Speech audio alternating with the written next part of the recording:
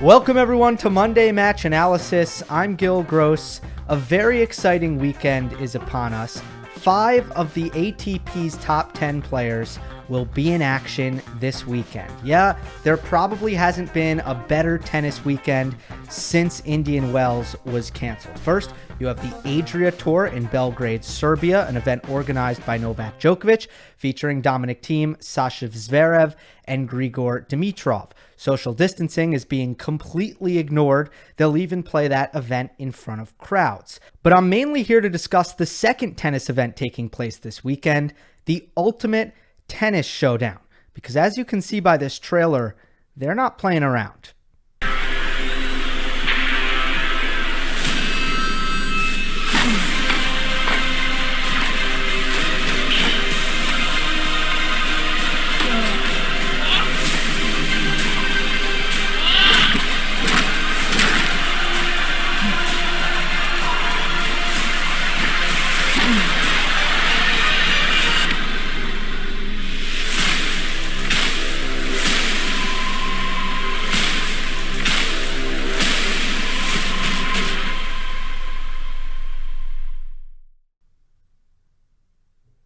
So, where should we begin?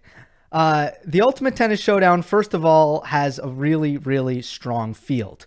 Couple top tenors, Stefanos Tsitsipas, Mateo Berrettini, David Goffin, and after Dominic Thiem is done playing in Serbia, he'll fly to France to play UTS, because even in a global pandemic, Dominic Thiem can overcrowd his schedule.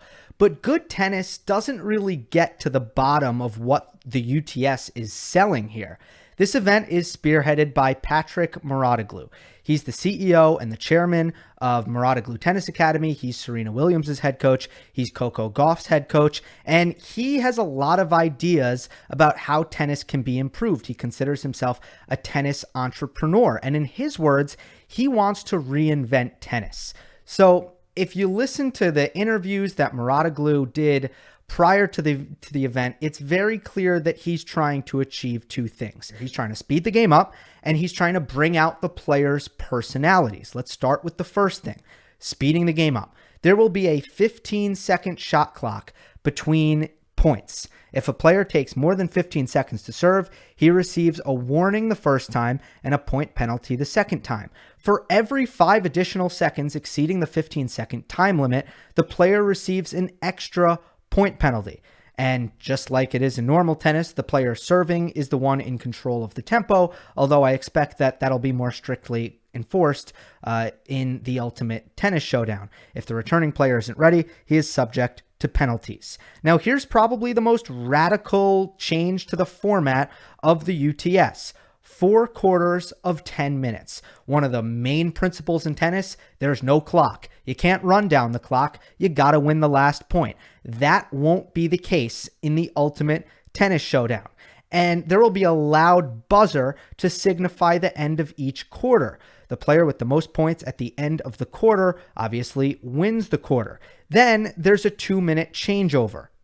So 10 minutes before a changeover, when a player argues with the umpire, the clock is stopped. The clock is also stopped when a player breaks his racket, breaks his strings, when a player calls for the doctor, or when a coach calls timeout. But by the way, the player can resist the timeout. And by the way, things like breaking rackets, yeah, I think that that's going to be a little bit more heavily encouraged than usual, which brings us to the second part of what this is all about, bringing out the players' personalities. One way to do that is to introduce coaching, something that UTS plans on doing very comprehensively.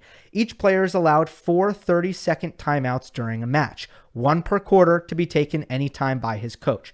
The coach calls a timeout by hitting a buzzer that does have to be in between points. The 30 seconds starts when the player is on his chair with the headset on. The player has the right to refuse a coaching timeout, as I said. All coach-player interactions must be conducted in English, otherwise the player receives a point penalty. Interaction with the audience. Each player is equipped with a headset.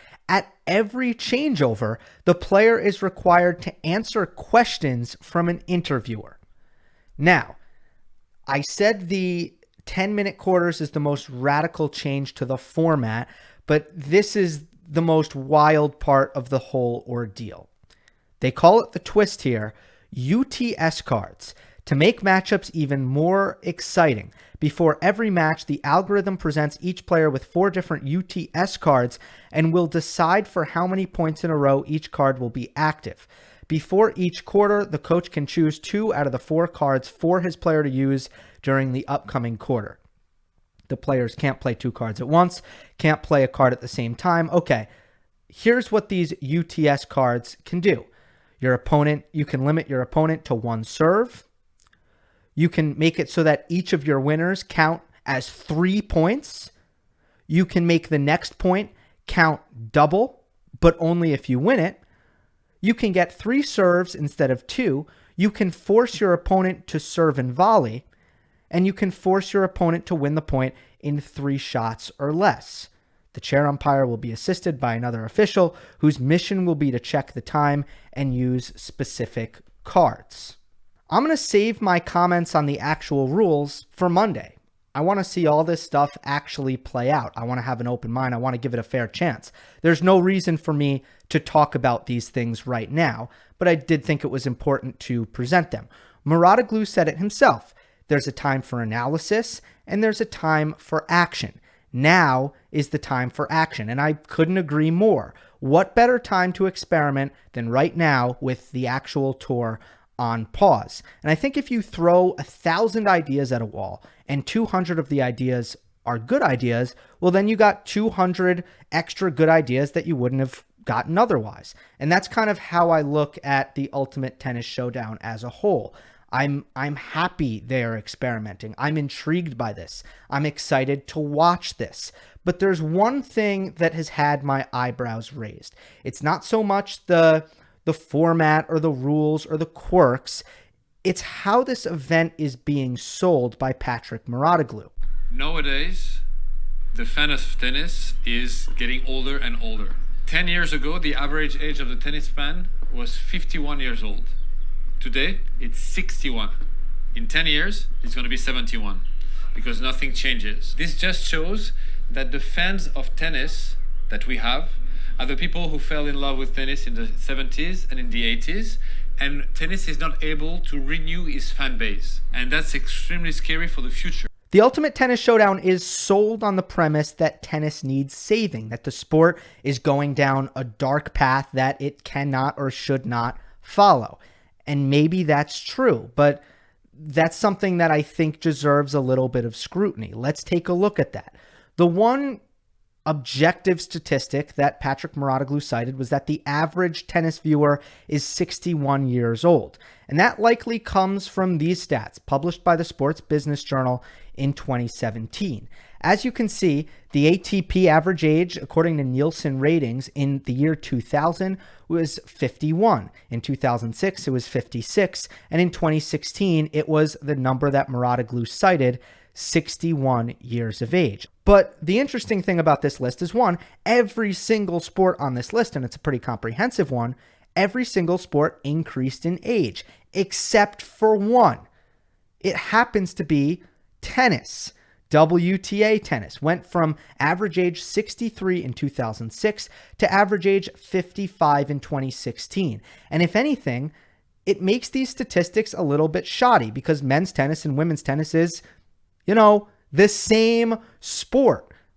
So if you take one factor, which is that all the sports got older, combined with the second factor that the only sport that got younger is actually tennis, it makes it a little bit hard to rest an argument that tennis is in a problematic place when it comes to an aging audience when you take all of these things into account. Another thing that this doesn't take into account is streaming, something that's a huge part of tennis viewership worldwide, with options like Tennis TV, Tennis Channel Everywhere in the United States, and I'm sure there's more European options that I'm not thinking about. The point is, older people watch television. That's what cable television skews towards.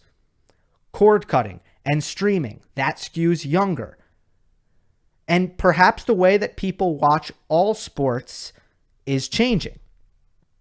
So I'm not sure that there's a very sturdy argument to stand on if you want to make the claim that these statistics right here in this table suggest that tennis, above all other sports, is going in the wrong direction. And if you're going to use ratings as a place to build an argument from, well, then you kind of have a blindfold on if you're ignoring 2019's numbers. Because if you want to look at tennis and ratings and you're trying to look at the direction that the sport is going, either positive or negative, well, in the case of Patrick Mouratoglou, you're going to find results that directly challenge what you're saying if you look at 2019's television ratings. Tennis Channel, their ratings for the French Open were up 47% in the first week. And overall, Tennis Channel had a huge ratings jump in 2019. ESPN has the broadcast rights to the other three majors in the United States, the Australian Open, Wimbledon, and the US Open.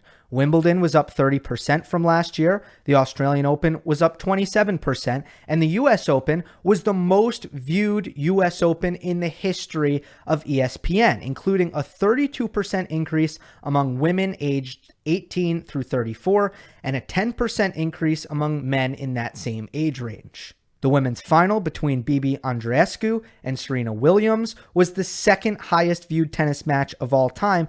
And the men's final, which didn't include a member of the Big Three, but in fact included Daniil Medvedev, was the most watched US Open Men's Championship since 2015. So if you're going to say tennis isn't renewing its fan base, you're going to need to come in with a lot more ammo than what Patrick Mouratoglou has come in with. In other words, I support everything that the UTS is doing. Wholeheartedly, I cannot stress this enough. The only thing I take issue with is the fear-mongering based on very little objective data that tennis is going down a bad path.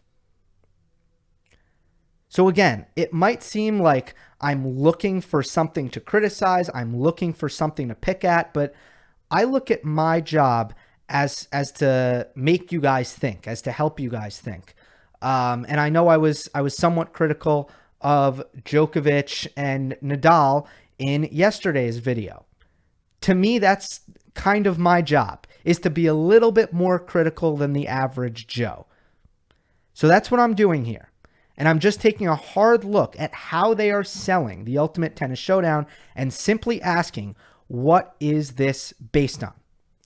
With that being said, I'm very excited to sit back, take in what this event has to offer. And by the way, I've already been extremely impressed with the marketing effort.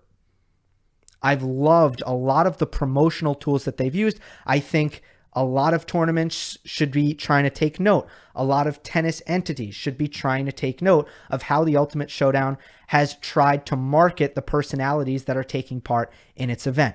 So I'm looking forward to sitting back, seeing what this is like. And then I'll talk to you Monday with a guest. And we'll kind of talk out what we thought of this. It's going to be a younger guest so that we can kind of connect on the level of the exact generation that the Ultimate Tennis Showdown is trying to target. That's our show. Hope you enjoyed. Don't forget to subscribe. If you're listening on podcast platforms, please leave a rating and a review. I'll see you next time.